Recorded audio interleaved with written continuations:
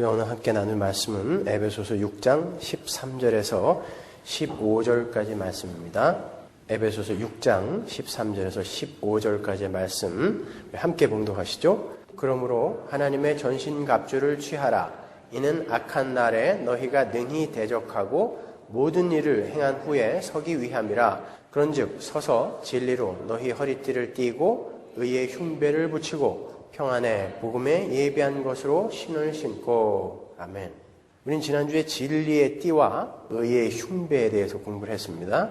우리가 진리에 대해서 무지하고 또 하나님 주시는 그 의에 대해서 정확한 정의를 내리지 못하면 우리는 하늘의 복을 누리기는커녕 불안한 마음과 또 흔들리는 그런 신앙 속에서 항상 조마조마한 마음으로 살게 된다고 그랬죠. 그러나 진리 위에 굳게 서서 은혜의 의를 힘입은 사람들은 흔들리지 않는 굳건한 믿음 속에서 더 나은 본향을 바라보면서 하루하루를 승리하며 살아갈 수 있다라고 그렇게 공부를 했어요.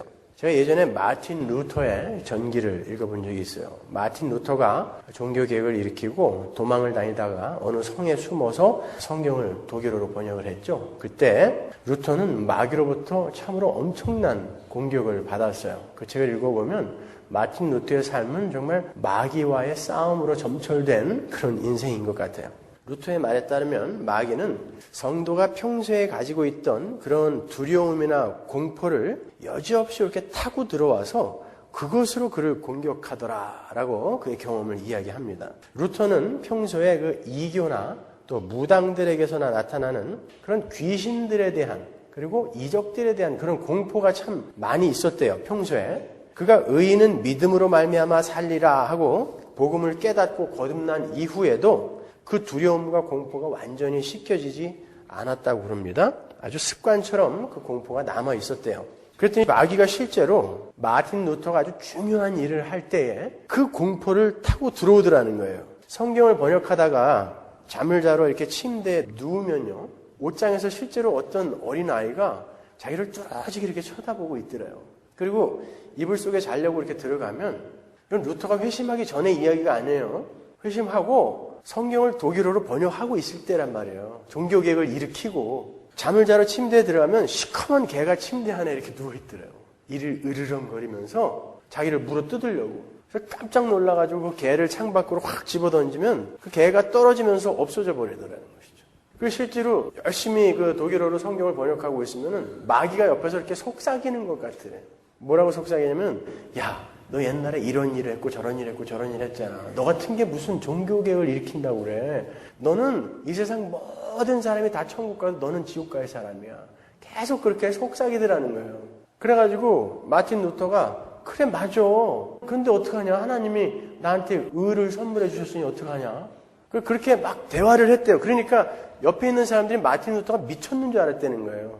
그리고 마틴 루터가 뭐라고 고백하냐면 자기가 있는 방에 마귀들이 하여튼 득실득실하게 나가지를 않고 항상 같이 있는 것처럼 느꼈대요. 그래서 한 번은 그냥 잉크병을 집어가지고 말이죠. 그 마귀한테 확 집어던지고 제발 좀 나 좀 쉴 테니까 나가라 이렇게 소리를 지르기도 하고 또 벽에다가 그 쓰던 펜을 갖다가 그냥 확 던져버려가지고 펜이 꽂혔던 자리가 아직도 남아있죠. 거기 이렇게 동그랗게 해놓고 그 옆에다가 이런 마귀를 하나 이렇게 붙여놨어요.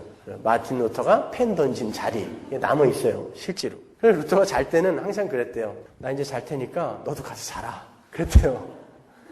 그러니까 그만큼 마귀의 공격은 실제적인 건데 우리가 인식을 못하는 거예요. 하나님이 계신 것을 별로 인식하지 못하는 사람들이 마귀의 존재를 별로 인식 못해요. 근데 하나님의 존재를 올바로 인식하는 사람들은 그 마귀의 존재를 아주 올바르게 인식을 할 수가 있습니다. 우리에게는 대적이 분명히 있어요. 그렇게. 그래서 우리는 이 하나님의 전신갑주에 대해서 공부를 하고 있는 거예요. 그런 대적이 없다라면 우리에게 전신갑주가 필요할 리가 없죠. 그죠? 오늘 오후에 어떤 여전도사님으로부터 제가 전화를 한 통 받았는데요. 그 전도사님은 뇌종양을 앓고 계신다고 그래요.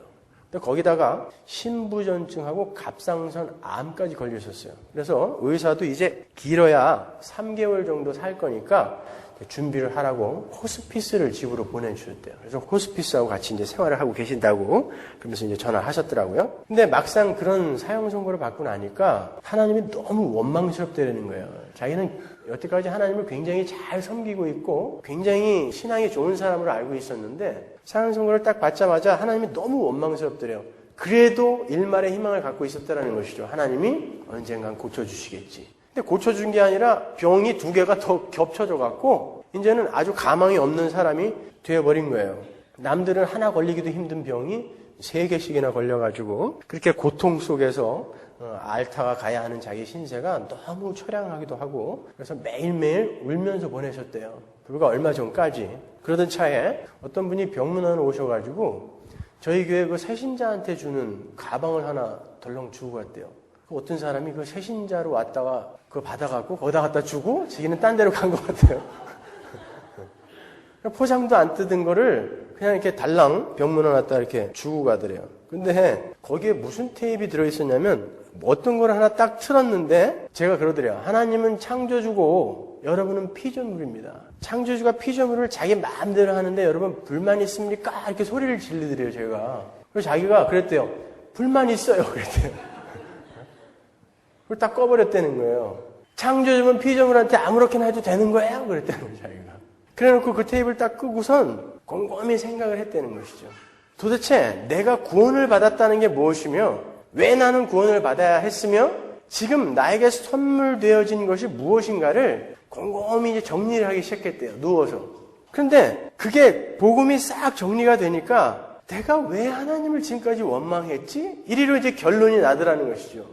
그러면 내가 지금 이런 결론을 내릴 수 있었는데 왜 그동안 수년간 나는 그렇게 하나님을 원망하며 내 신세를 한탄만 하며 살았을까를 또 생각해 봤다는 것이죠.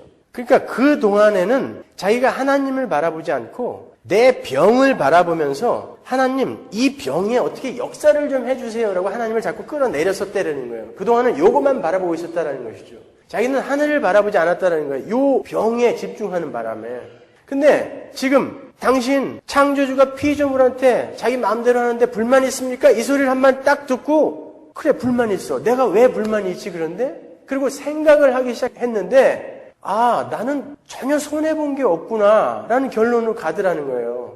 그리고는 아주 평안함을 얻었대요. 그러면서 저한테 마지막으로 전화 끊으시면서 목사님 만일 목사님이 저와 같은 처지에 처해진다 할지라도 지금처럼 씩씩하게 말씀 전해주실 거죠? 그리고 끊더라고요. 대답을 못했어요, 제가. 자신이 없어. 제가 그만큼 아파보질 않았기 때문에 그 상태에 갔을 때 사단이 저의 약한 부분을 타고 들어와갖고 어떻게 미혹을 하면 제가 어떻게 이겨낼 수 있을지 그걸 모르겠어요. 여러분, 남이 아프다고 그래갖고 함부로 이야기하시면 안 돼요. 남이 뭐 어떤 집착이나 중독 같은 거 못 끊고 있다고 그래서 어떻게 저런 것도 하나 못 끊으면서 예수 믿는다고 그래? 이렇게 말씀하시면 안 돼요. 힘든 겁니다, 여러분, 그거. 자기들도 못 끊고 있으면서. 커피 하나 못 끊고 있으면서 남이 못 끊는 거는 얼마나 그걸 가지고 야단을 치는지들 몰라요. 그거 힘든 거예요. 남의 처지가 안 돼 보면 모르는 거예요, 그거요. 근데 제가 그분이 딱 그렇게 물어보는데 자신 없더라고요, 솔직히. 아니, 갑상선 암에다가 신부전증으로 매일 투석을 해야 되는데 그것도 본인이 피를 매일 가르면 그게 여러분 얼마나 사람이 고단하고 피곤하고 번거롭겠습니까?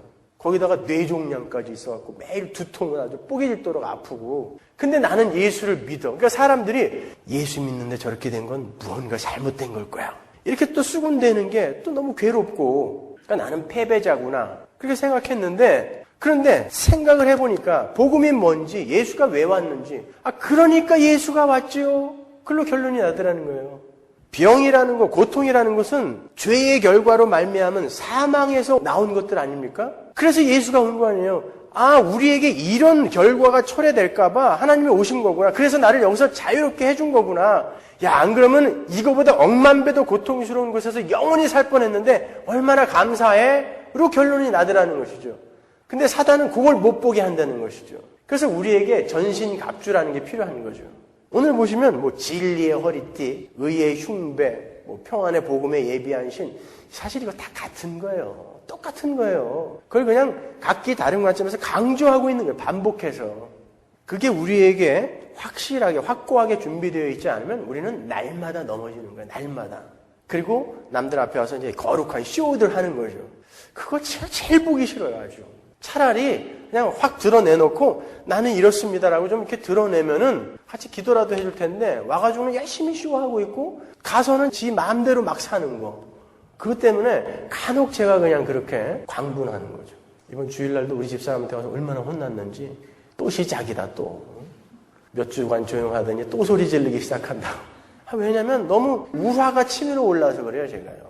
어떻게 그렇게 쇼하면서 연극하면서들 살아갈까? 여러분들한테 이야기하는 거 아니에요. 어떻게 예술 믿는다고 하면서 그렇게 연극하면서 살아갈까? 이것 때문에 가끔 그냥 이렇게 막 그냥 우라가 치밀어 올라가지고 그렇게 막 소리를 지르고 그랬던 거죠. 자, 오늘은 평안의 복음에 예비한 신에 대해서 공부를 할 거예요. 여러분, 복음의 신 하면 생각나는 구절들이 있죠. 신, 복음의 신. 신은 왜 필요한 거예요? 이사야서 52장 7절 볼까요? 좋은 소식을 가져오며 평화를 공포하며 복된 좋은 소식을 가져오며 구원을 공포하며 시온을 향하여 이르기를 내 하나님이 통치하신다 하는 자의 산을 넘는 발이 어찌 그리 아름다운고. 그죠? 신발하면 발이 떠오르잖아요. 그리고 이 구절을 인용한 로마서 10장 15절도 생각나죠? 보내심을 받지 아니하였으면 어찌 전파하리요. 기록된 바 아름답도다 좋은 소식을 전하는 자들의 발이여 함과 같으니라. 로이드 존스 목사님은 그분의 에베소서 강의에서 복음의 신을 단순히 전도에만 국한시켜서는 안 된다라고 하시면서 이런 구절들과 연결시켜서 해석하면 안 된다고 그렇게 말씀하셨더라고요. 지금 사도 바울은 마귀와의 전쟁에 대해서 이야기하고 있는 것이 전도에 관해서 이야기하고 있지 않다라는 거예요. 그러나 제 생각은 조금 달라요. 여러분, 복음이 전파되는 것과 마귀와의 싸움은 결코 독립적으로 존재하는 게 아니에요. 우리가 전에 공부했잖아요. 갈라디아서 3장 8절 볼까요? 또 하나님이 이방을 믿음으로 말미암아 의로 정하실 것을 성경이 미리 알고 먼저 아브라함에게 복음을 전하되 모든 이방이 너를 인하여 복을 받으리라 하였으니. 자, 아브라함에게 하나님이 복음을 전하셨는데 그 복음의 내용이 뭐냐면 아브라함만 구원한 거가 복음이 아니라 아브라함이 구원을 받음으로 말미암아 모든 이방이 아브라함으로 말미암아 복음을 받게 되는 것까지가 복음이에요. 그러니까 여러분이 복음을 받아들인 사람이다 그러면 여러분 혼자 믿고 마는 게 아니라 여러분의 삶 속에서 복음을 받은 자로서의 어떠한 표시가 나야 된다는 것입니다. 거기까지가 복음이라니까요. 그걸 남이 이렇게 보고 저게 복음이구나 라고 알아챌 수 있는 어떤 표시가 있어야 된다는 게 지금 갈라디아서 3장 8절의 이야기인 거예요. 그러니까 전도는 일부러 다른 사람이나 다른 곳에 가서 입으로 복음을 전하는 행위를 말하는 것뿐만이 아니라 복음을 깨달은 자들에게서 자연스럽게 나오는 행위인 거예요. 어떤 표시인 거예요. 다른 말로 복음을 깨달은 사람들에게서는 다른 이들에게 그 복된 소식을 전해주는 삶과 언행이 나오게 되어 있다는 거예요. 요즘 우리 저 정 선생님 때문에 많은 분들이 은혜를 받고 있는데 요즘 저 양반이 매일 새벽 기도에 나와가지고 저를 감동시키고 있어요. 그리고 술도 다 끊으시고 말이죠. 여러분, 그런 것들을 이렇게 보면서 그러니까 본인이 말씀하시기를 내가 뭔가에 크게 한 방 맞은 것 같다 이렇게 말씀하셨어요. 그러니까 하나님한테 한 방 맞은 거죠. 뭐 누구한테 맞았겠어요.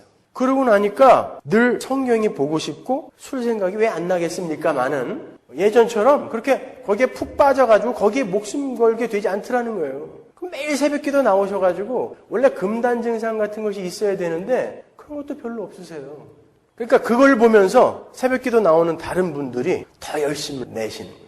그러니까 요즘은 아주 뭐 새벽기도가 그냥 뜨거워요. 많이 오세요. 저 양반 때문에. 표시가 나는 거예요. 사람들에게 복음은 저런 거구나. 말씀이 능력이 있구나.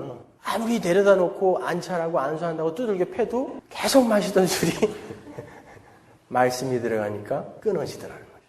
복음을 받은 자들에게는 그러한 어떤 표시가 나와야 되는 거예요. 그러니까 복음을 들고 산을 넘는다라는 그 구절의 의미는 단순히 복음을 전하기 위해 타지로 떠나는 선교나 전도 여행을 말하는 것이 아니라 복음으로 사는 사람의 삶 전체를 가리키는 말인 거예요. 복음 들고 산을 넘는다라는 것은. 그런 의미에서 평안의 복음에 예비한 신을 신은 사람과 복음을 들고 산을 넘는 자들과는 아무 관계가 없는 것이 아니라 아주 밀접한 관련이 있다는 것이 저의 의견이에요. 평안의 복음의 신을 신은 사람이 마귀와 싸우면서 지속해 나가는 그 신앙생활, 바로 그 자체가 전도이고 그 전도가 복음을 들고 산을 넘는 사람의 삶이라는 거예요. 그 복음의 신에 대해서 한번 자세히 살펴보잔 말이에요. 우리가 아무리 허리띠를 잘 메고 흉배를 잘 대었다고 해도 발이 부실해갖고 자꾸 미끄러지거나 제대로 뛸 수 없는 그런 상태에 있다면 그 군인은 절대 전투를 할 수가 없어요. 그런 의미에서 전투에 임하는 군사가 신는 신발은 아주 중요한 거죠. 지금 복음의 신에 대해서 이야기하고 있어요. 그래서 요즘 현대 군대에서도 그 군대가 전투를 치를 곳의 그 지형과 기상 그리고 전투의 종류와 양상 등에 맞추어서 군화를 제작한다고요. 순발력이 필요한 전투에서는 발목을 천으로 만든 군화를 지급해요. 한국 군대에도 군화가 두 종류예요. 발목이 천으로 된 거 그리고 가죽으로 된 거. 그리고 베트남전처럼 게릴라전이 주를 이루는 그런 전투에서는 발바닥에 그 징을 받고 철판을 깐 그런 군화를 지급해요. 왜냐면은 그 월남전에서 베트공들이 부비 트랩이나 이게 철 아니면은 대나무 못 이런 것으로 함정을 많이 만들어 갖고요. 지나가다 그걸 밟아가지고 발이 뻥뻥 뚫리는 그런 경우가 많았대요. 그래서 그거에 맞게 밑창에다가 철판을 댄 군화를 지급한다고요. 그리고 우리나라처럼 산악지대가 많은 곳에서는 발목이 돌이나 나무뿌리 같은 데 다칠까봐 발목까지 딱 감싸는 그런 가죽으로 딱 감싸는 튼튼한 그런 군화를 지급을 하죠. 전투에서 이렇게 군화는 기동력을 상징하는 거예요. 기동력. 어떠한 상황 속에서 그 상황 속에서 어떻게 하면 빠른 기동력으로 어떻게 하면 함정에 빠지지 않고 다닐 수 있는가를 연구해서 만들어내는 게 군화. 신발이란 말이에요. 전투에서 이 기동력이라는 것은 승패를 좌우할 만치 아주 중요한 거예요. 알렉산더나 나폴레옹이나 징기스칸이 바로 그 기동력을 아주 잘 이용했던 사람들이에요. 그 사람들의 공통점이 뭔지 아세요? 전투 때마다 그 전투에 필요한 군화를 시시때때로 만들어서 지급을 해줬대요. 거기에 맞는 군화를 군사들에게요.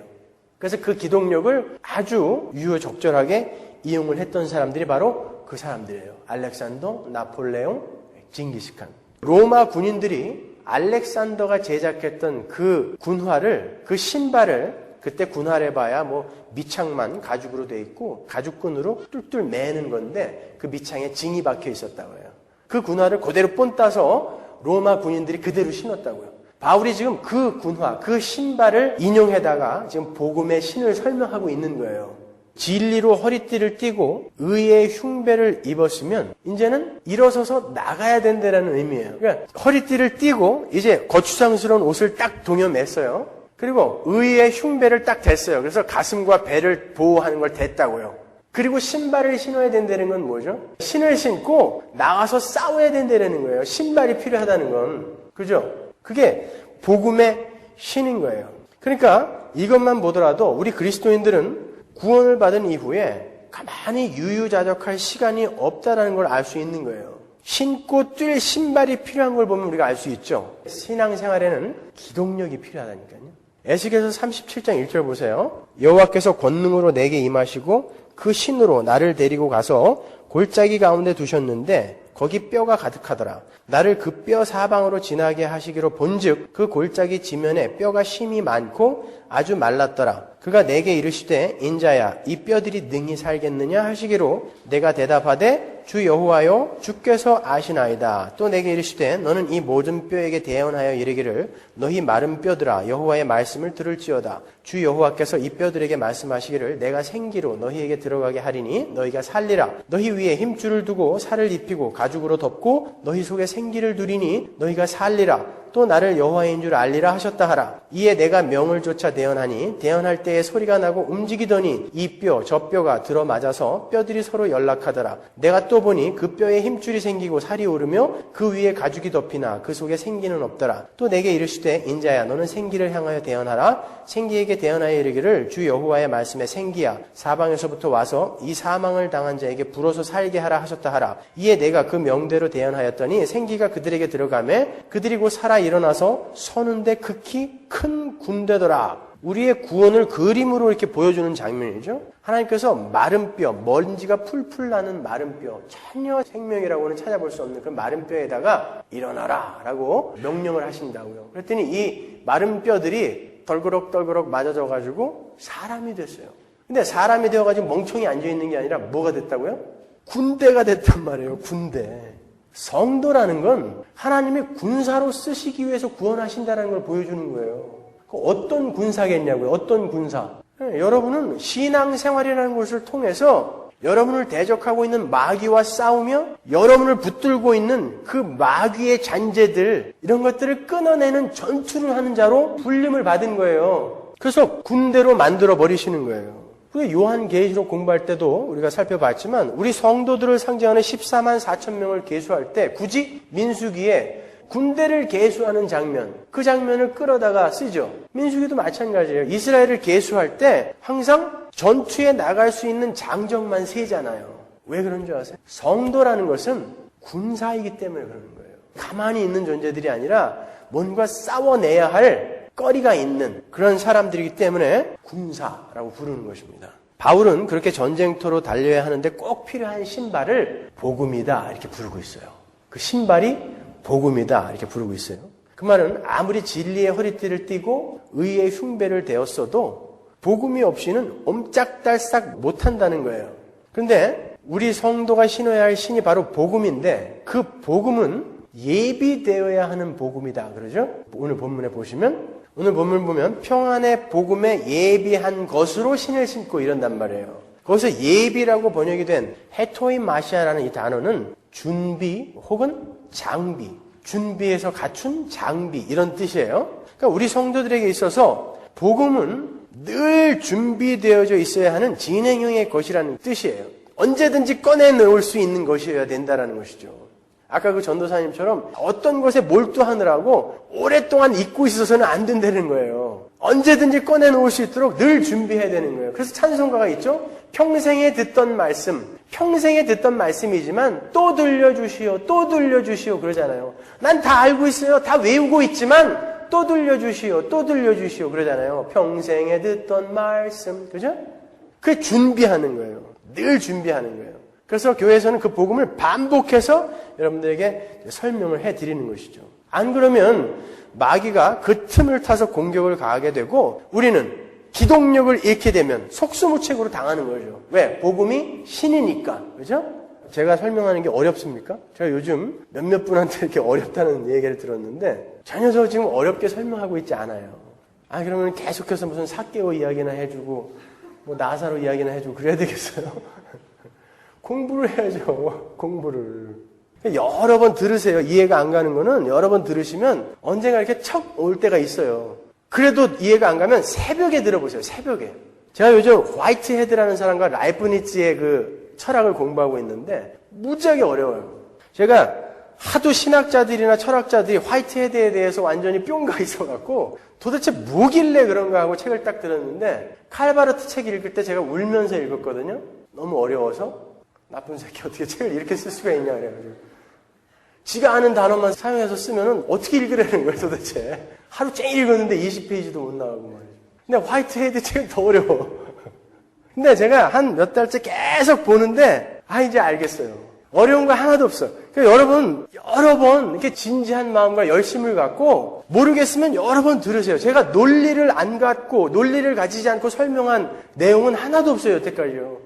나름대로 저는 꿈속에서까지 여러분에게 이거 어떻게 설명을 해드릴까 이렇게 논리를 세운다고요. 실제로 제가 욥기를 읽다 자면 제가 뭐 10장까지 읽었다 그러면 꿈속에서 11장부터 또 이렇게 읽어요. 되게 피곤해 죽겠어요. 아침에 일어나면. 그 정도로 여러분들한테 논리를 세워서 자세히 설명해 드리려고 세우는 건데 이해가 안 가시면은 여러 번 들어보시면 나중에 이렇게 논리가 들어온다고요. 그러니까 어렵다고만 말씀하지 마시고 그러니까 이해를 하려고 생각을 하시란 말이에요. 여기서 중요한 건 성도라는 것은 착한 일로 혹은 종교 행위로 오늘을 준비하는 사람들이 아니라 복음으로 준비되어야 하는 사람들이라는 게 중요한 거예요. 다시 한번요. 성도는 착한 일, 선행 혹은 종교 행위로 오늘을 준비하는 사람들이 아니라 오늘을 복음으로 준비해야 하는 사람들이라는 거예요. 만일 그 준비된 복음의 신을 신고 있지 않으면 사단이 만들어 놓은 뾰족한 함정에 빠져서 언제든지 발을 다칠 수 있게 되고 그 발을 다친 병사는 전투에 전혀 쓸모없는 병사가 될 뿐만 아니라 오히려 다른 사람들에게 폐가 되는 사람들이 된다고요. 발을 다친 병사는 짐만 될 뿐이에요. 그건요. 우리가 다른 사람들에게 그렇게 짐이 되는 폐가 되는 존재가 되어서는 안 되지 않습니까? 그러면 평안의 복음으로 예비된다 혹은 준비된다라는 것이 무슨 뜻일까요? 먼저 우리가 복음에 대해서 다시 한번 상기를 하고 넘어가야 되겠죠? 우리 박 집사님이 어저께 전화하셔서 어떤 사람들은 아직도 복음을 모르고 있더라 이렇게 말씀하셨는데 맞아요. 예배당에 있다고 해서 전부 복음 이해하고 있는 거 아닙니다, 여러분. 제가 오늘은 신명기로 가서 복음을 한번 이렇게 또 설명해 드릴 테니까 한번 잘 보세요. 신명기 27장 11절. 모세가 당일에 백성에게 명하여 가로되 너희가 요단을 건넌 후에 시므온과 레위와 유다와 이사갈과 요셉과 베냐민은 백성을 축복하기 위하여 그리심산에 서고 르우벳과 갓과 아셀과 스불론과 단과 납달리는 저주하기 위하여 에발산에 서고 레위 사람은 큰 소리로 이스라엘 모든 사람에게 말하여 이르기를 장색의 손으로 조각하였거나 장색은 대장장이에요. 부어 만든 우상은 여호와께 가증하니 그것을 만들어 은밀히 세우는 자는 저주를 받을 것이라 할 것이요 모든 백성은 응답하여 아멘 할지니라. 전에 제가 주기도문 설교할 때 한번 설명해 드린 부분인데 하나님이 지금 가나안에 이스라엘이 들어가게 되면 그리심산과 에발산에 이스라엘 사람들을 다 모아놓고 이 계명을 이야기해 줘라 라고 모세에게 이야기하는 거예요. 레위 지파 사람들에게 이야기해서 이 계명을 이스라엘 사람들에게 얘기해줘. 그래서 만약에 너희가 안 지키면 저주를 받을지어다 라고 이야기해라. 그러면 이스라엘 사람들은 뭐라고 대답해야 된다고요? 여기? 아멘이라고 대답해야 되는 거예요. 신약하고는 완전히 반대죠. 너희 이거 안 지키면 저주를 받을 거야. 그것도 가나안 땅에 들어가서 그게 구약이라니까요. 가나안 땅에 들어가서 그냥 망골땡으로 사는 게 아니라 너희 이거 안 지키면 저주를 받을 거야. 죽을 거야 라고 이야기하면 그 사람들이 아멘이라고 대답을 해야 되는 거예요. 16절 보세요. 그 부모를 경홀히 여기는 자는 저주를 받을 것이라 할 것이요 모든 백성은 아멘 할지니라. 그 이웃의 지게표를 옮기는 자는 저주를 받을 것이라 할 것이요 모든 백성은 아멘 할지니라. 아멘이 뭐라고 했어요? 예, 확실합니다. 당연합니다. 이런 뜻이죠. 너희는 저주를 받아. 내가 말하는 거 안 지키면 저주 받을 거야. 아멘 해야 되는 게 우리의 실존이었단 말이에요. 소경으로 길을 잃게 하는 자는 저주를 받을 것이라 할 것이요 모든 백성은 아멘 할지니라. 객이나 고아나 과부의 송사를 어둡게 하는 자는 저주를 받을 것이라 할 것이요 모든 백성은 아멘 할지니라. 계모와 구합하는 자는 그 아비의 하체를 드러내었으니 저주를 받을 것이라 할 것이요 모든 백성은 아멘 할지니라. 무릇 짐승과 교합하는 자는 저주를 받을 것이라 할 것이요 모든 백성은 아멘 할지니라. 그 자매 곧 그 아비의 딸이나 어미의 딸과 구합하는 자는 저주를 받을 것이라 할 것이요 모든 백성은 아멘 할지니라. 장모와 구합하는 자는 저주를 받을 것이라 할 것이요 모든 백성은 아멘 할지니라. 그 이웃을 암살하는 자는 저주를 받을 것이라 할 것이요 모든 백성은 아멘 할지니라. 무죄자를 죽이려고 뇌물을 받는 자는 저주를 받을 것이라 할 것이요 모든 백성은 아멘 할지니라. 이 율법의 모든 말씀을 실행치 아니하는 자는 저주를 받을 것이라 할 것이요 모든 백성은 아멘 할지니라. 이게 하나님의 행위 언약이라는 것이. 너희들 이거 안 지키면 저주받아. 죽인다. 그러면 우리는 아멘 해야 되는 존재란 말이죠. 예, 맞습니다. 당연합니다. 에스겔서 18장 20절 보세요. 범죄하는 그 영혼은 죽을지라. 아들은 아비의 죄악을 담당치 아니할 것이요 아비는 아들의 죄악을 담당치 아니하리니 의인의 의도 자기에게로 돌아가고 악인의 악도 자기에게로 돌아가리라. 예. 이 구절 한 구절만 가지고도 내적 치유를 완전히 박살낼 수 있는 거죠. 가게에 흐르는 저주 이런 건 없다는 거예요. 그죠? 자기에게만 돌아가는 거예요. 자, 그리고 약속의 땅에서 복을 받기 위해서도 하나님의 말씀을 잘 지켜내야 돼요. 그냥 거저주는 게 아니에요. 구약의 복은요. 신명기 28장 1절 보세요. 내가 내 하나님 여호와의 말씀을 삼가 듣고 내가 오늘날 네게 명하는 그 모든 명령을 지켜 행하면 이 조건이 붙어 있다고요. 지켜 행하면 내 하나님 여호와께서 너를 세계 모든 민족에 뛰어나게 하실 것이라. 네가 내 하나님 여호와의 말씀을 순종하면 이 모든 복이 내게 임하며 내게 미치리니 안 하면 안 되는 거예요. 성읍에서도 복을 받고 들에서도 복을 받을 것이며 내 몸의 소생과 내 토지의 소산과 내 짐승의 새끼와 우양의 새끼가 복을 받을 것이며 내 광주리와 떡반죽 그릇이 복을 받을 것이며 네가 들어와도 복을 받고 나가도 복을 받을 것이니라. 네 대적들이 일어나 너를 치려 하면 여호와께서 그들을 내 앞에서 패하게 하시리니 그들이 한 길로 너를 치러 들어왔으나 내 앞에서 7길로 도망하리라. 여호와께서 명하사 네 창고와 네 손으로 하는 모든 일에 복을 내리시고 내 하나님 여호와께서 네게 주시는 땅에서 네게 복을 주실 것이며 내가 내 하나님 여호와의 명령을 지켜 그 길로 행하면 여호와께서 네게 맹세하신 대로 너를 세워 자기의 성민이 되게 하시리니 안 하면 안 되는 거예요. 너를 여호와의 이름으로 일컬음을 세계 만민이 보고 너를 두려워하리라. 여호와께서 내게 주리라고 내 열조에게 맹세하신 땅에서 내게 복을 주사 내 몸의 소생과 육축의 새끼와 토지의 소산으로 많게 하시며 여호와께서 너를 위하여 하늘의 아름다운 보고를 열으사 내 땅에 때를 따라 비를 내리시고 내 손으로 하는 모든 일에 복을 주시리니 내가 많은 민족에게 꾸어줄지라도 너는 꾸지 아니할 것이요 여호와께서 너로 머리가 되고 꼬리가 되지 않게 하시며 위에만 있고 아래에 있지 않게 하시리니 오직 너는 내가 오늘날 내게 명하는 내 하나님 여호와의 명령을 듣고 지켜 행하며 내가 오늘날 너희에게 명하는 그 말씀을 떠나 좌로나 우로나 치우치지 아니하고 다른 신을 따라 섬기지 아니하면 이와 같으리라. 조건이 왕창 붙어 있죠.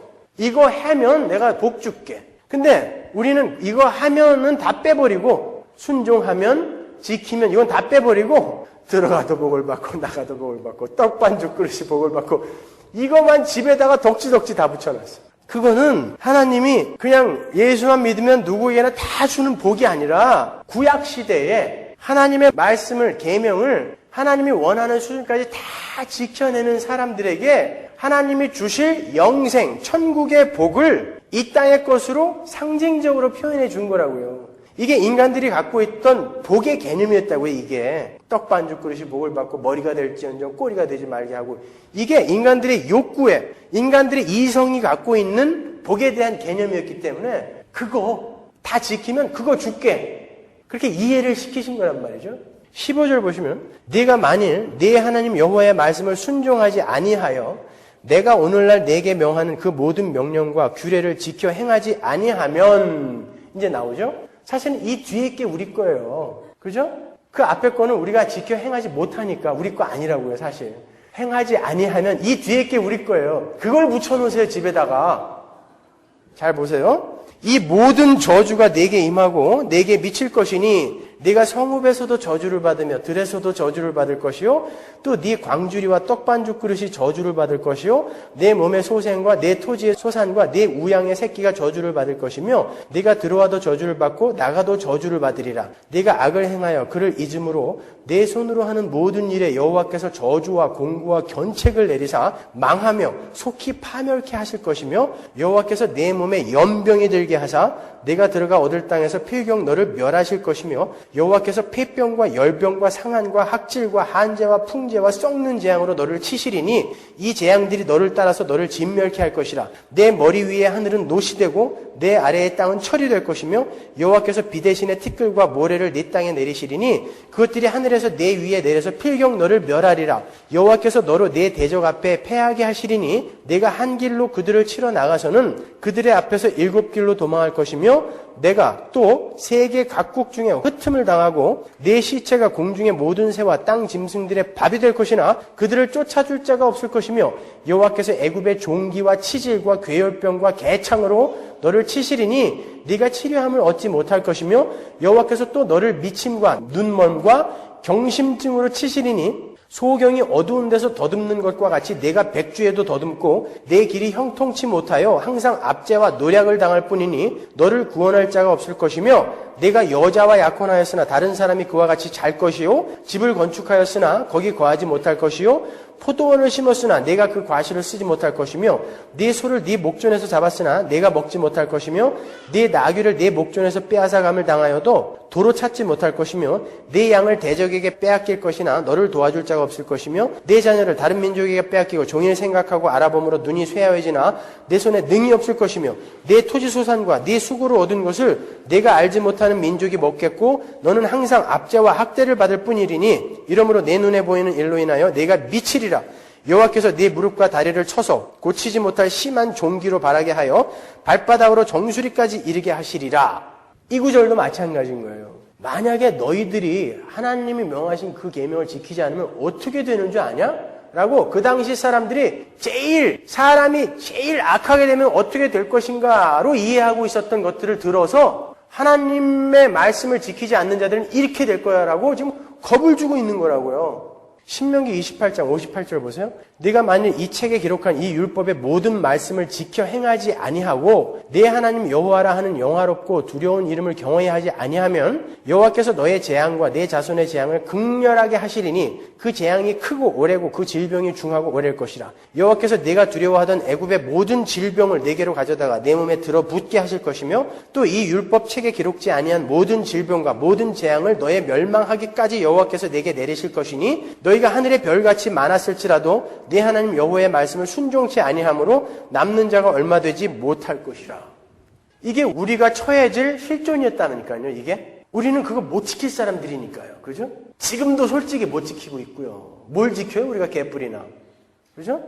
이게 우리 거라고 이게 다 이게 전부. 전도서 7장 20절 보세요. 선을 행하고 죄를 범치 아니하는 의인은 세상에 아주 없느니라. 전혀 없어요. Nobody. 그럼 어떻게 되는 거예요? 다 죽어야 되는 거죠. 전부 저주받아야 되는 거예요. 떡반죽 그릇 저주받고 좋은 기는 왜 이렇게 많이 나오는지 몰라요. 좋은 기 나고 지옥 간다는 거예요. 그게 하나도 없으니까 Nobody.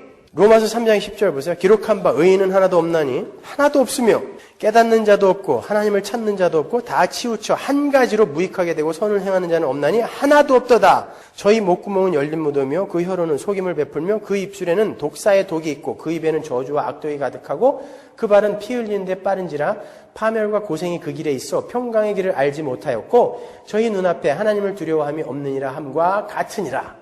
이렇게 하나님과의 언약을 지켜낼 인간은 단 한 사람도 없어요. 그러면 모든 인간은 전부 저주받아 죽어야 되죠. 아멘 하셔야 되는 거예요, 거기에 여러분이. 아멘이요. 다 죽어야 돼요. 전부 죽어야 돼요.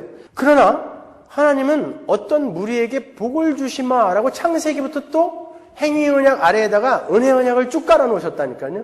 노아의 언약, 창세기 3장 15절, 아브라함의 언약, 전부 뭐예요?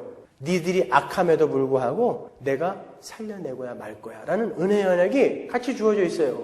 다 죽어야 되는데 하나님은 그 밑에다가 은혜의 언약이라는 것을 쫙 깔아놓고 계시단 말이죠. 하나님은 그 언약을 절대 깨실 수 없는 분이에요. 그죠? 하나님이니까. 신실하신 하나님이니까. 그래서 히브리에서 보면 하나님의 언약을 디아데케, 유언이라고 부르기도 한다고요. 유언.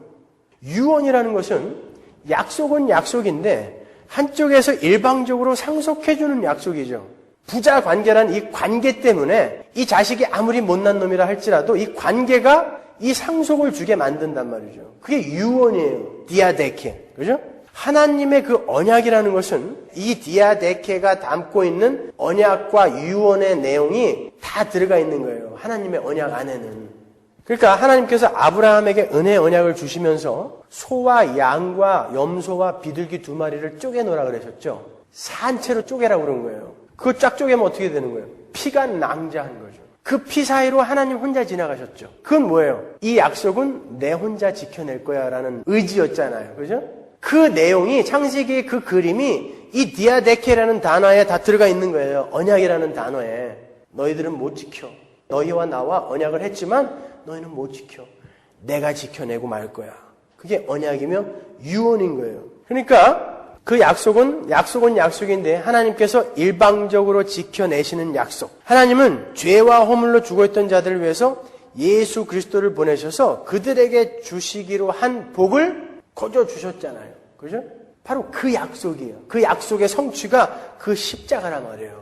그 복이 어떤 건지 한번 보자고요. 히브리서 1장 2절. 이 모든 날 마지막에 아들로 우리에게 말씀하셨으니 이 아들을 만유의 후사로 세우시고 또 저로 말미암아 모든 세계를 지으셨느니라. 표준 세 번역으로 볼까요? 이 마지막 날에는 아들을 시켜서 우리에게 말씀하셨습니다. 하나님께서는 이 아들을 만물의 상속자로 세우시고 그로 말미암아 온 세상을 지으셨습니다. 예수님은 첫 창조 때도 장자셨어요. 그분은 먼저 나신 자다 그러잖아요. 그게 장자라는 뜻이거든요. 그때도 하나님은 이 만물을 예수님께 상속하셨다고요. 장자니까. 왜? 이 만물의 머리로 예수님을 삼으셨잖아요. 새 창조 때도 마찬가지예요. 하나님의 새 창조도 예수로 말미암아 창조를 하셨고 예수를 교회의 머리로 주셨죠. 왜? 교회라는 건 그 새 창조, 새 하늘과 새 땅의 가장 중요한 요소가 바로 교회거든요. 이 새 창조도 예수로 말미암아 창조를 하셨고 그것도 이 새 창조도 장자인 예수에게 상속하셨단 말이에요. 이게 지금 히브리서 1장 2절의 이야기란 말이죠. 근데 하나님은 우리도 그 예수님과 똑같이 장자라고 부르세요. 장자는 항상 상속과 관련이 있는 단어예요. 히브리서 2장 23절 보세요. 하늘에 기록한 장자들의 총회와 교회와 만민의 심판자이신 하나님과 및 온전히 된 의인들의 영광. 여러분들을 가리켜 장자들의 총회라고 부른단 말이에요. 그러니까 우리는 장자들이라고요. 전부. 장자는 뭐와 관련이 있다고 그랬어요? 상속과 관련이 있다고 그랬죠. 그런데 로마서에 가보면 예수님과 우리를 공동상속자라고 하죠. 8장 17절 보세요. 자녀이면 또한 후사, 곧 하나님의 후사요. 그리스도와 함께 한 후사니 우리가 그와 함께 영광을 받기 위하여 고난도 함께 받아야 될 것이니라. 표준 세번역으로 보세요. 자녀이면 상속자이기도 합니다. 우리가 그리스도와 함께 영광을 받으려고 그와 함께 고난을 받으면 우리는 하나님의 상속자요. 그리스도와 더불어 공동상속자입니다. 그러니까 하나님이 예수 그리스도에게 상속해 주신 그 만물, 새하늘과 새 땅은 여러분에게 상속된 것이기도 한 거예요. 공동 상속자니까. 다 우리 거예요. 우리 거. 내 거. 여러분 거라니까요. 하나님은 그 확실한 상속에 대한 것을 양자라는 단어로 또 표현을 해주세요. 한번 볼까요? 8장 15절. 로마서 8장 15절. 너희는 다시 무서워하는 종의 영을 받지 아니하였고 양자의 영을 받았으므로 아바 아버지라 부르짖느니라. 여기서 쓰인 양자, 휘오떼시아라는 이 단어는요. 반드시 법적으로 유산 상속을 받게 되는 법정적 용어인 거예요. 전에도 한번 설명해 드렸지만 이 당시 고대 사회에서는 적자에게는 유산을 안 물려줘도 괜찮았어요. 요즘도 유럽에서는 그렇죠. 근데 양자에게는 반드시 유산을 물려줘야 돼요. 이게 법적 장치였다니까요. 그래서 하나님이 우리를 양자라고 부르시는 거예요. 이 구절 보시면서 그럼 그렇지. 예수님은 적자, 나는 의붓아들. 이렇게 생각하시면 안 되는 거예요. 여기서 양자라는 표현을 쓴 거는 나는 반드시 너에게 약속한 그 상속을 상속해 주고 말 거야 라는 의미라니까요. 이 양자 휘오떼시아라는 이 단어가 법적으로 꽉 묶어버렸다라는 거예요. 빼도 박도 할 수 없게 꽉 묶어버렸다라는 거예요. 그게 양자의 뜻인 거예요. 에베소서 1장 5절에도 그 양자 휘오떼시아가 나오죠. 그 기쁘신 뜻대로 우리를 예정하사 예수 그리스도로 말미암아 자기의 아들들이 되게 하셨으니 여기서 아들들이라고 번역된 이 단어가 바로 휘오떼시아 양자예요. 하나님은 너희들에게 주고자 한 건 내가 반드시 줄 거야. 그 말씀을 강조하시기 위해서 이 휘오떼시아 양자라는 단어를 쓰시는 거예요. 그런데 그러면 예수 그리스도와 함께 모든 것을 지금 예수는 하늘의 왕으로 등극해 계시잖아요. 하나님 보좌 우편에 계시잖아요. 여러분도 동일한 걸 상속하셨다니까요. 예수 믿는 순간. 근데 왜 우리 사는 게 이 모양이에요, 우리는요. 지질도 가난하고, 지질도 못 배우고, 남한테 무신하다하고. 이게 무슨 공동상속자예요? 공동상속자라며. 그게 마귀의 공격인 거예요.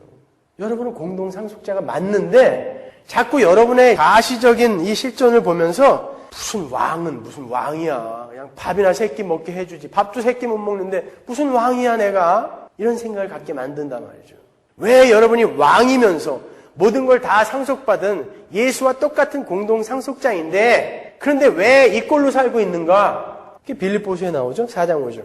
너희 관용을 모든 사람에게 알게 하라. 주께서 가까우시니라. 여기서 관용이라고 번역이 된 에피에이케스라는 이 단어는요. 히브리어의 아니라는 단어하고 똑같은 단어인데 그 단어가 스가랴서에 나와요. 이 관용이 뭔지. 관용은 단순히 뭐 너그러운 마음 이게 아니에요. 보세요. 스가랴서 9장 9절. 시온에 따라 크게 기뻐할지어다. 예루살렘에 따라 즐거이 부를지어다. 보라 내 왕이 내게 임하나니 그는 공의로우며 구원을 베풀며 겸손하여서.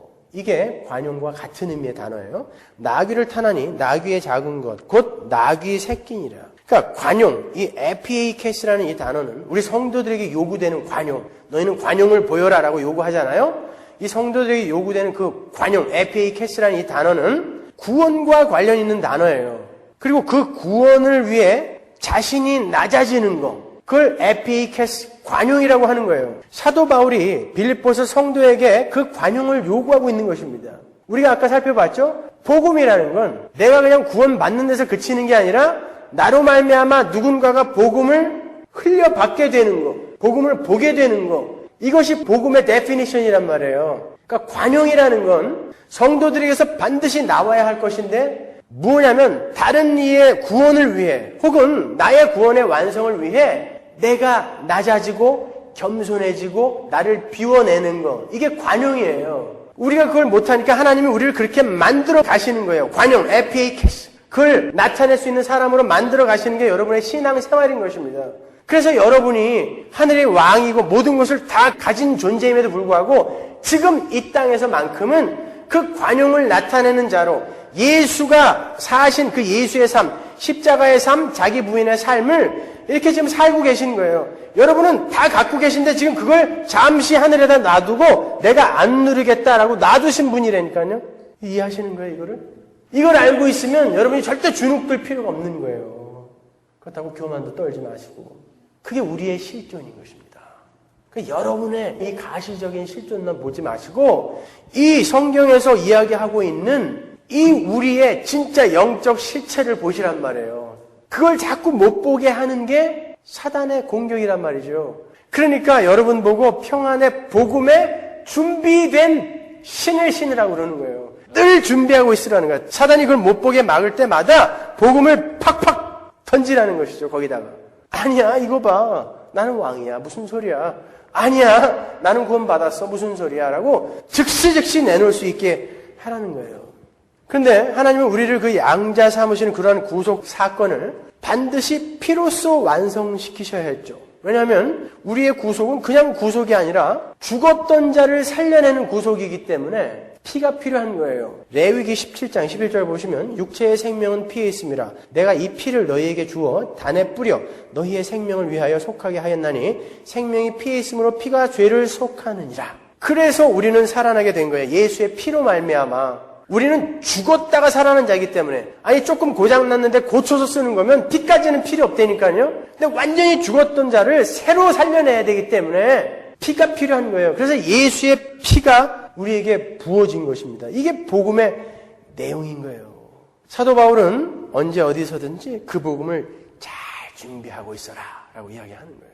감동 속에, 감격 속에 그 복음을 잘 준비하고 있으라는 것이죠. 군대에 가면 5분 대기조라는 게 있어요. 군대 갔다 오십니다. 아시죠? 그거 한번 걸리면 죽어요. 발에 무좀 생겨요. 왜냐면 5분 만에 팍 일어나고 상황에 투입이 돼야 되기 때문에 군화를 못 벗어요. 1주일이고 2주일이고. 그냥 신발을 신고 자야 돼요. 이거 한번 벗으면은 5분 더 걸리니까 그냥 신고 자요. 차나깨나. 냄새는 또 얼마나 나는지 말이죠. 그거예요. 우리에게 그거 요구하시는 거예요. 신을 신으라고 하는 건 거기다가 준비된 현재의 그 신을 신으라고 하는 건 5분 대기조처럼 언제든지 팍 일어나서 현장에 투입될 수 있게끔 그렇게 준비하고 있으라는 거예요. 그러니까 여러분이 딴 데 신경 쓰면 안 돼요. 딴 거에 너무 재미 들리시면 안 된다니까요. 더더군다나 여러분이 막 중독되어져 있는 거, 이런 거, 거기에 빠져버리면 그거에 몰두하느라고 절대 영적인 거 생각 못 하지 않습니까? 그렇죠? 그러니까 그런 것들은 될 수 있으면 여러분이 너무 좋아하는 거는 다 끊어버리셔야 돼요. 너무 좋아하는 거. 이거 없으면 못 살겠다 하는 거 그것부터 끊어버리셔야 돼요. 골프, 술, 도박 다 끊어버리세요. 시간 많이 걸리는 건 다 끊어버리세요. 그럴 시간이 없어요. 지금. 해야 할 게 얼마나 많은데 우리가 지금. 그리고 신은 기동력을 상징하는 거라고 그랬어요. 우리가 복음의 신을 신어야 한다는 것은 신앙생활에 있어서도 거추장스러운 것들을 벗어버리고 오로지 복음으로만 무장하는 기동력 있는 신앙생활을 하라는 권고이기도 한 거예요. 신발은 기동력이니까. 여러분 다윗이 골리앗과 싸우러 나가실 때 사울의 갑옷을 입혀줬죠. 그리고 사울의 칼을 줬다고요. 근데 다윗한테 안 맞았어요. 너무 무거웠어요. 그 어린아이한테. 그런데도 불구하고 멋지니까 그리고 튼튼하니까 그래도 입고 나가자. 그러고 나갔으면 어떻게 됐을까요? 죽었죠. 골리앗한테. 기동력이 떨어져서 안 돼요. 그건요. 다윗은 자기한테 딱 필요한 여호와의 영광스러운 이름과 물맷돌 5개 갖고 나간 거예요. 아더 핑크는 물맷돌 5개가 모세 오경이라고 이렇게 이야기를 했는데 make sense죠. 말씀만 갖고 나갔다. 이렇게 설명했더라고요. 어떨 땐 좀 너무 지나쳐요. 그거예요. 이게 무슨 말이냐면 여러분 어떤 사람은 예수를 믿으면서 도을 김용옥하고 싸우는 사람이 있어요. 자기가 어떻게 해서든지 철학을 공부해갖고 그 사람을 눌러버리라 해갖고 복음은 놔두고 철학을 공부해서 하나님을 그 사람한테 증명하려고 하는 사람들이 있다니까요. 그래서 인터넷 게시판에 보면 가관도 안 해요. 그거는 우리가 할 게 아니에요. 어떤 사람은 과학을 갖고 과학자들에게 예수를 증명하려고 하는 사람이 있어요. 그거는 사울에 가보신 거예요. 우리한테 맞는 게 아닙니다. 우리는 기동력 있는 복음만 갖고 뛰는 거라니까요. 그래서 사도 바울은 그 나머지는 모든 것을 다 배설물처럼 여겼다는 거예요. 근데 당신은 왜 철학을 공부합니까? 혹시 여러분이 거기에 빠져서 엄한 데로 갈까봐 이놈들은 뭐가 잘못됐습니다. 이거 배우려고 저는 공부하는 거예요. 그거 얼마나 힘들겠어요. 저를 좀 불쌍히 여겨주세요. 뭐 유익이 되는 게 없어요, 사실 그건요. 복음만 알면 돼요.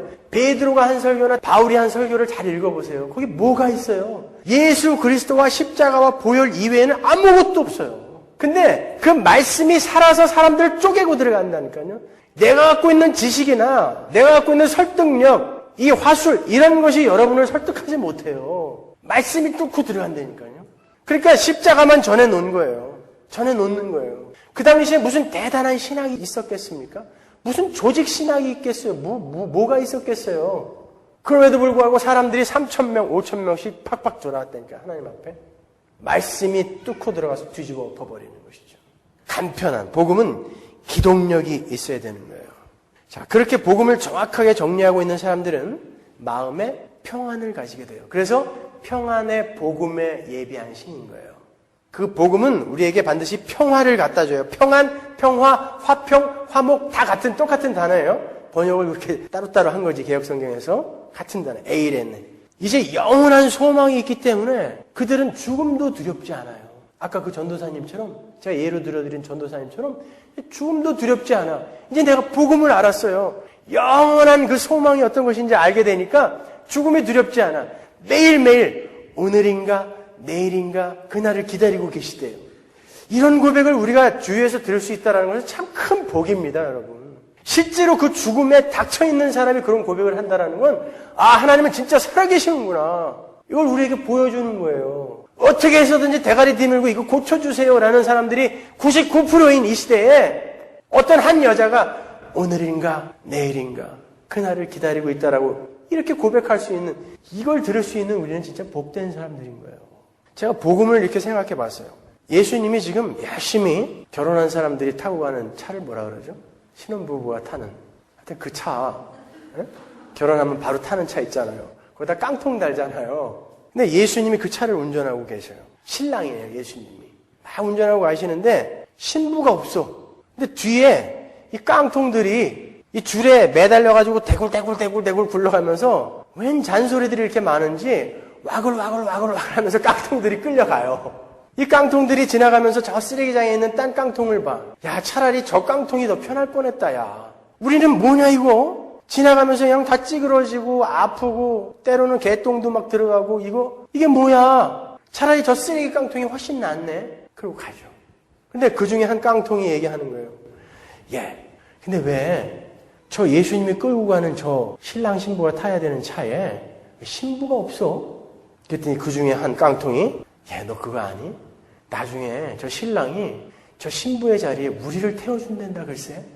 그걸 알고 끌려가는 깡통들이 우리라니까요. 그리고는 보는 거예요. 예수 그리스도가 끌고 가는 십자가라는 자동차에 달려있는 우리의 실존을 보는 거예요. 예수 그리스도는 그 십자가라는 자동차를 끌고 가시면서 그의 피를 연료 삼아 가고 있다니까요. 우리를 달고 있는 그 끈에 예수의 피가 절절히 흐르고 있어요. 근데 우리는 끌려가면서 왜 이렇게 힘든 거야? 하나님은 지금 그 혼인잔치에 그 신부의 자리에 우리를 세워주려고, 이 더러운 깡통들을 거기다 세워주려고 십자가라는 자동차에 열심히 매달고서 운전해가고 계신데 우리는 이게 뭐야? 왜 이렇게 힘들어? 차라리 예수 안 믿는 제가 훨씬 낫네? 이러고 있는 거라니까요. 그러나 그 복음을 정확히 깨달은 사람은 이걸 아는 거예요. 우리는 깡통이지만 결국은 저 신부의 자리에 우리가 앉게 될 거구나. 그래서 저 영광스러운 자리를 이렇게 비워놓으시고 예수님이 혼자 그렇게 운전해 가고 계시는구나. 그러니까 그 사람 마음속에 이제 평안이 있는 거죠. 여전히 나는 깡통이지만 와글와글 하면서 가고 있지만 그 마음속에 평안이 있는 거예요. 그러니까 베드로가 내일 죽어야 되는 그 베드로가 죽기 바로 전날 감옥에서 코를 골면서 자고 있었던 거예요. 그 옆에 같이 붙어있던 병사 2명은 어땠겠어요? 그 사람을 보면서. 참 속도 좋다. 넌 내일 죽을 건데 어떻게 코를 골면서 자고 있니? 천사가 와서 발로 차니까 일어났어요. 겨우 그때. 하림이 비슷했던 모양이에요. 그게 평안인 거예요. 하림이가 얼마나 평안이 넘치면은 그 잠이 많은지 몰라요. 네, 여러분 그 평안이 있으시냐고요. 우리 예수님은 세상이 주는 평안이 아니라 예수님이 주는 평안을 약속하셨어요. 근데 세상은 자기들이 평안을 줄 수 있다라고 약속을 한다고요. 어떻게? 병 고쳐주고 부자 만들어주고 네 자식 새끼들 훌륭한 사람 만들어갖고 내가 너한테 평안을 줄게. 우리는 그것만 있으면 편안한 줄 아는데 아니에요. 예레미야 6장 14절 보세요. 그들이 내 백성의 상처를 심상히 고쳐주며 말하기를 평강하다 평강하다 하나 평강이 없도다. 표준 세 번역으로 보세요. 백성이 상처를 입어 앓고 있을 때에 그들은 아무렇지도 않은 것처럼 고쳐주며 괜찮다 괜찮다 하고 말하지만 괜찮기는 어디가 괜찮으냐. 번역 참 잘했죠. 괜찮기는 어디가 괜찮으냐. 아, 마음에 들어요 이 사람. 네, 병이 걸렸는데 그거 고쳐주면서 괜찮아 다 평안한 거야. 이 병만 나면 평안한 거야. 그럼 그 사람 병 또 안 걸리나요? 또 안 죽어요?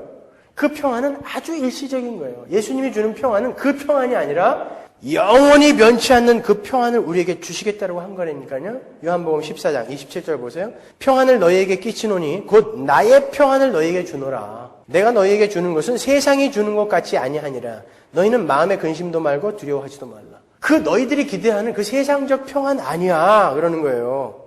병이 낫는다든지 소원이 들어진다든지 기적이 일어나서 사업이 회생된다든지 하는 그런 데서 오는 평안이 아닌 거란 말이에요. 예수님은 당신이 주시는 평안은 그와 정반대의 평안이다라고 정확하게 이야기하셨어요. 볼까요? 누가복음 12장 50절. 내가 세상에 화평을 주려고 온 줄 아느냐? 이게 평안 똑같은 말이에요. 내가 너희들에게 세상에 평안을 주려고 온 줄로 아느냐? 아니 이게 무슨 말이에요? 금방 내가 내게 있는 평안을 주노라고 그랬잖아요. 근데 여기서는 내가 세상에 화평을 주려고 온 줄 아느냐? 아니다. 나는 분쟁케 하려 왔다. 이런 거예요. 그러니까 예수님이 우리에게 준다고 하는 평안은 뭐예요? 분쟁 속의 평안이라는 거죠. 분쟁을 주러 왔다라고 했단 말이에요. 세상이 이야기하는 그 평안 말고 분쟁 속에 있는 평안을 주러 왔다. 그 말은 옛날에 제가 에베소서 첫 번째 강의에서 평안에 대해서 설교하면서 말씀드렸어요. 에이레네, 성경이 말하는 그 평안은 어떠한 상황 속에서도 흔들리지 않는, 예수로 말미암아 흔들리지 않는 그 평안을 평안이라고 그러지 아무 일도 없는 상태를 평안이라고 하지 않는다고 그랬습니다. 여러분 지금 여러분의 삶 속에서 수많은 전쟁들을 치르고 있다고요. 그렇죠? 그럼에도 불구하고 여러분 마음속에 흔들리지 않는 확고한 평안이 있다는 거예요. 예수님은 그걸 주로 왔다는 거예요. 자, 여러분 어떠십니까? 여러분은 정말 예수로 말미암아 그 평안을 지니게 되셨나요? 아니면 아직도 여전히 세상 것으로 말미암아 불안한 삶을 살고 계세요? 여러분이 지금 불안해하고 막 고통스러워하고 있는 것들을 하나만 다 떠올려 보세요. 하나씩만 빨리. 뭘로 불안해하고 계세요? 뭘로 고통스러워하고 계십니까? 그게 예수와 관련된 건가요? 지금 한번 생각해 보십시오. 뭐에 대한 거예요, 전부? 예수와 전혀 관계없는 것들이죠. 하나님은 빨리 그거 놓으라는 거예요. 그게 너를 붙들고 흔들지 못하게 하라는 거예요. 어떻게 할 수 있다고? 복음을 알아라. 복음을 준비해라. 공부해. 탐구해. 연구해. 그런 거예요. 그러면 그것이 너희를 그렇게 불안하게 초조하게 흔들지 않을 수 있어 라고 말씀하시는 거예요. 그게 평안이에요. 그 상황을 바꿔주는 게 아니라 그 상황은 그대로 있는데 내 마음의 상태가 변하는 거. 내가 그걸 받아들이는 내가 변하는 거예요. 그걸 우리가 평안이라고 하는 거예요. 그렇게 평안의 복음을 준비하고 있는 사람은 당연히 다른 이들에게 평화의 사람이 되죠. 왜? 복음이라는 건 내가 혼자 구원받고 끝나는 게 아니라 이 내 안에 들어온 복이 흘러가는 거니까. 내 안에 평안이 있으면 이 평안이 흘러간단 말이에요. 그게 주변 사람들과 화목과 평화를 만들어낸다라는 것입니다. 로마서 5장 1절 보시면 그러므로 우리가 믿음으로 의롭다 하심을 얻었은즉 우리 주 예수 그리스도를 말미암아 하나님으로 더불어 화평을 누리자. 자, 그렇게 하나님으로 더불어 화평을 누리는 자는 어떻게 살게 되는지 보세요. 고린도후서 5장 18절 모든 것이 하나님께로 났나니 저가 그리스도를 말미암아 우리를 자기와 화목하게 하시고 또 우리에게 화목하게 하는 직책을 주셨으니 무슨 직책이요? 화목하게 하는 평안을 전하는 평화를 전하는 직책을 주셨단 말이에요. 이는 하나님께서 그리스도 안에 계시사 세상을 자기와 화목하게 하시며 저희의 죄를 저희에게 돌리지 아니하시고 화목하게 하는 말씀을 우리에게 부탁하셨느니라. 우리에게 어떤 의무와 책임이 부과되어 있다는 거예요. 그죠? 예수님이 뭔가 부탁하고 가셨어요. 이러므로 우리가 그리스도를 대신하여 사신이 되어 하나님이 우리로 너희를 권면하시는 것 같이 그리스도를 대신하여 간구하노니 너희는 하나님과 화목하라. 예, 하나님과 화목한 자들은 다른 이들을 화목해 하는, 화평케 하는 그러한 힘을 발휘할 수 있다는 것이죠. 로마서 12장 16절 서로 마음을 같이 하며 높은 데 마음을 두지 말고 도리어 낮은 데 처하며 스스로 지혜 있는 채 말라. 아무에게도 악으로 악을 갚지 말고 모든 사람 앞에서 선한 일을 도모하라. 할 수 있거든 너희로서는 모든 사람으로 더불어 평화하라. 모든 사람으로 더불어 평화하라. 내 사랑하는 자들아 너희가 친히 원수를 갚지 말고 진노하심에 맡기라. 기록되었으되 원수 갚는 것이 내게 있으니 내가 갚으리라고 주께서 말씀하시니라. 네 원수가 줄이거든 먹이고 목마르거든 마시우라. 그리함으로 내가 숯불을 그 머리에 쌓아 놓으리라. 악에게 지지 말고 손으로 악을 이기라. 16절에 보면 복음을 준비하고 있는 사람이 어떻게 모든 사람과 화평하게 지낼 수 있는지에 대해 나오죠? 뭐예요? 높은 데 마음을 두지 말고 낮은 데 마음을 두면 된다는 거예요. 복음이라는 게 뭡니까, 여러분? 복음이라는 것은 아무 자격이 없는 자들에게 찾아온 도련한 선물인 거예요. 그 잔소리만 많고 군소리만 많은 깡통들에게 부과된 엄청난 선물이 복음인 것입니다. 그걸 깨달은 사람들은 높은 데 가서 앉아 있으라고 해도 겸연쩍어서 거기 못 앉아 있는다니까요. 그러니까 그 자기를 낮은 곳에 자꾸 두는 사람은 다른 사람들과 하여금 화평케 하는 능력을 발휘할 수 있게 되는 거예요. 항상 내가 이 사람보다 높이 올라가려고 하는 그 시도가 분열과 시기와 다툼을 초래하는 것입니다. 그러니까 성경 전체가 우리에게 요구하는 건 한마디로 얘기하면 너 하나님의 자리에서 내려와. 그리고 네 자리로 내려가. 이 이야기예요. 원래 네가 지어진 그 자리로 내려가. 그러니까요. 우리는 하나님을 부리는 사람으로 자꾸 쓰려고 한다고요. 그 자리에서 내려오라는 게 복음이에요. 그래야 우리는 행복하니까. 그렇게 하나님 의존적으로 원래 지어졌기 때문에 하나님께 순종하고 항복하는 그 자리가 정말 행복한 자리라는 것을 우리는 신앙생활을 통해 깨닫고 가면 되는 거예요. 그러니까 자꾸 낮아지셔야 되는 거예요. 자꾸 낮아지셔야 되는 거예요. 자꾸 숨으셔야 되는 거예요. 제발 드러나지 마세요. 자, 이사야서 1장 13절을 보시면 헛된 재물을 다시 가져오지 말라. 분향은 나의 가증히 여기는 바요. 월삭과 안식일과 대회로 모이는 것도 그러하니 성회와 아울러 악을 행하는 것을 내가 견디지 못하겠노라. 내 마음이 너희의 월삭과 정한 절기를 싫어하나니 그것이 내게 무거운 짐이라. 내가 지기에 곤비하였느니라. 너희가 손을 펼 때에 내가 눈을 가리우고 너희가 많이 기도할지라도 내가 듣지 아니하리니 이는 너희의 손에 피가 가득함이니라. 너희는 스스로 씻으며 스스로 깨끗게 하여 내 목전에서 너희 악업을 버리며 악행을 그치고 선행을 배우며 공의를 구하며 학대받는 자를 도와주며 고아를 위하여 신원하며 과부를 위하여 변호하라 하셨느니라. 하나님께서 이스라엘의 범죄를 책망하시는 장면인데 너희들은 겉만 번드르르한 종교행위 하지 말고 학대받는 자들을 도와주며 고아와 과부들을 도와주라 라고 결론을 짓고 계세요. 왜 인간의 죄에 대한 경고의 말씀의 결론이 고아와 과부를 돌보라는 명령으로 끝이 날까요? 한번 생각해 보세요. 고아와 과부라는 것은 당시 고대 사회에서 다른 이의 도움이 없이는 절대 존재할 수 없는 사람들의 대표적인 부류였어요. 고아와 과부는요. 왜 약속의 땅 가나안에 거기는 하나님 복 주시기로 한 땅 아닙니까? 왜 약속의 땅 가나안에 고아와 과부를 있게 하실까요? 거긴 하나님이 복 주신 땅이라면서요. 왜 가나안 땅에 고아와 과부가 있어요? 그러면 다 잘 먹고 잘 살아야지. 왜 그러죠? 왜 약속의 땅 가나안에 거지가 있을까요? 거지가 있었죠? 뭐가 거지예요? 남의 밭에서 이삭 주워서 먹는 사람들이 거지지 뭐예요? 레위기 19장 9절 보세요. 너희 땅에 곡물을 벨 때에 너는 밭 모퉁이까지 다 거두지 말고 너의 떨어진 이삭도 줍지 말며 너의 포도원의 열매를 다 따지 말며 너의 포도원에 떨어진 열매도 줍지 말고 가난한 사람과 타국인을 위하여 버려두라. 나는 너희 하나님 여호와니라. 아니 하나님께서 약속의 땅 가나안에 가난한 자, 거지를 생기게 놔두실 게 아니라 처음부터 그런 일을 막아주시면 되잖아요. 그냥 다 잘 먹고 잘 살게 만들어주시면 되지 않습니까? 왜 약속의 땅 가나안까지 들어와서 거지 만들고 고아 만들고 과부를 만드세요? 무슨 의미가 있는 거예요? 하나님은 하나님의 백성들이 은혜를 받은 자, 긍휼히 여김을 받은 자로서의 그들이 받은 은혜와 긍휼이 무엇인지 다른 사람에게 그들의 삶으로 보여주기를 원하시는 거예요. 그게 복음이라 그랬죠. 예? 갈라디아서 3장 18절. 그게 복음이라 그랬죠. 그러니까 하나님은 가나안 땅에서 고아와 과부와 거지를 있게 만드심으로 해서 하나님의 백성들아, 너희들이 옛날에 하나님의 은혜를 받기 전에 바로 저런 존재였다. 하나님의 도움이 없이는 절대 존재할 수 없는 저런 존재였다라는 것을 잊지 말게 보여주시는 거예요.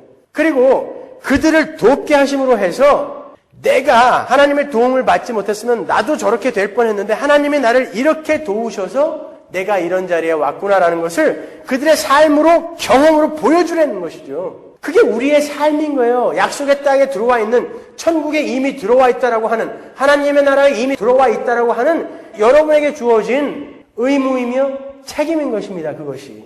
그래서 여러분은 다른 이들을 화평케 만들어줘야 되는 분들인 거예요. 다른 사람들을 어떻게 해서든지 밟아갖고 내가 돋보이게 그렇게 사는 사람들이 아니라 내가 긍휼과 은혜를 받은 자로서. 아니, 애굽에서 이스라엘 백성이 나왔을 때 홍해에서 모든 이들이 다 빠져 죽었어야 되는 거예요. 아니, 그 전에 6월절에 모든 애굽의 장자, 이스라엘 장자가 다 죽었어야 되는 거예요. 근데 하나님이 무엇으로 살려낸 거예요, 그들을? 긍휼, 불쌍히 여김, 그걸로 살려낸 거예요. 그러니까 우리는 긍휼이 여김을 받은 자이기 때문에 그 긍휼이 여김을 받은 자들이 하나님의 긍휼이 어떤 것인지를 이 땅에서 이만큼이라도 삶으로 이렇게 보이면서 살아가는 거예요. 그게 경험하는 거예요, 긍휼을. 그래서 우리는 화평케 하는 자가 된 거라니까요. 그래서 산상수훈에 보면은 화평케 하는 자는 복이 있나니. 복 있는 자여, 너희들은 화평케 한 자가 돼 있다라는 뜻이라고 그랬죠. 아까 우리가 신명기 27장에서 본 저주를 받을지어다 아멘, 저주를 받을지어다 아멘, 이게 신약에서는 어디와 연결되는 거예요? 산상수훈이요. 거기는 뭐예요? 여기는 저주를 받을지어다 아멘인데 여기는 니들은 이미 복을 받은 자들이 돼 있어. 그러니까 복 있는 자여, 너희는 화평케 하는 자다라고 이야기하는 것이죠. 그런데 화평케 하는 자, 복은 받았다고 하면서, 구원은 받았다고 하면서 그러한 삶을 전혀 안 살아내는 사람은 어떻게 되는 거예요, 도대체? 거짓말하고 있는 것이 뭐예요? 구원받은 사람 아닌 것입니다, 그건요. 자, 그렇게 평안의 복음으로 예비된 신을 신은 사람들의 삶은 다른 사람들의 밑으로 들어가 그 사람들을 섬기며 평화를 유지해내는 거예요. 서로 그 사람의 밑에 이렇게 들어가려고 하면 거기에 분쟁이 왜 생기겠어요?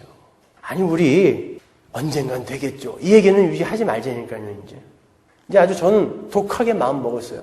교회 풍지박산 나도 괜찮아요. 그런 거 있으면 단칼에 다 잘라버릴 거예요. 요새 제가 아주 굉장히 모질어졌다고 어떤 분들이 얘기하는데 맞아요. 더 그럴 거예요, 이제는요.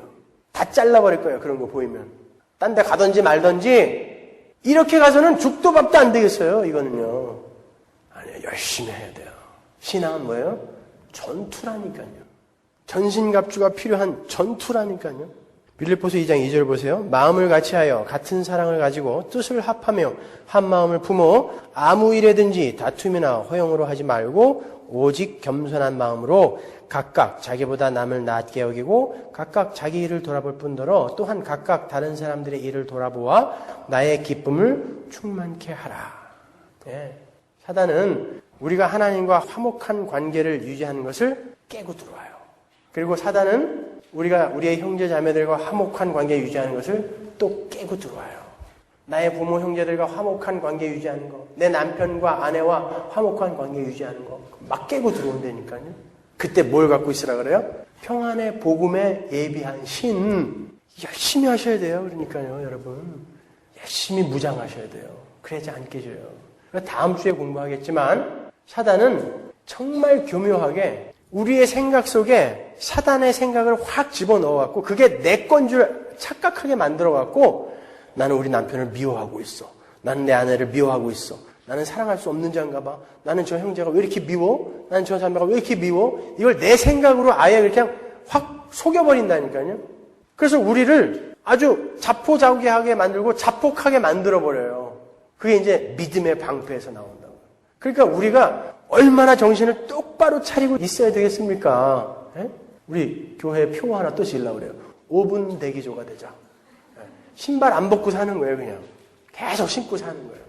루터가 이야기한 것처럼 마귀가 정말 우리의 바로 곁에 붙어갖고 왜? 이 하나님의 백성 하나가 하나님이 주신 그 복을 누리면서 사는 걸 보는 걸 마귀는 제일 싫어하거든요. 그러니까 어떻게 해서든지 그거 못 누리게 하려고 이렇게 그냥 방해를 해갖고 예수를 믿으면서도 이렇게 우울하고 이렇게 괴롭고 고통스럽게 만들어 버리는 거예요. 그렇게 안 살아도 돼요. 물론 어려움이 없어진다는 이야기가 아니라 그 어려움 속에서도 이렇게 우리가 절망하거나 자폭하지 않을 수 있다니까요. 그게 교회가 모이는 곳에 열심히 모이고 열심히 하나님의 말씀을 궁금해하고 공부하고 하는 그런 진지함 속에서 이루어질 수 있는 거예요. 아셨죠? 열심히 신앙생활 하세요. 신앙생활은 절대 취미생활, 교양, 레저, 스포츠 이 정도로 하는 거 아니에요. 전투예요. 여러분의 삶을 모조리 쏟아 부어야 되는 전투가 바로 신앙생활인 거예요. 아셨습니까? 네, 기도하겠습니다.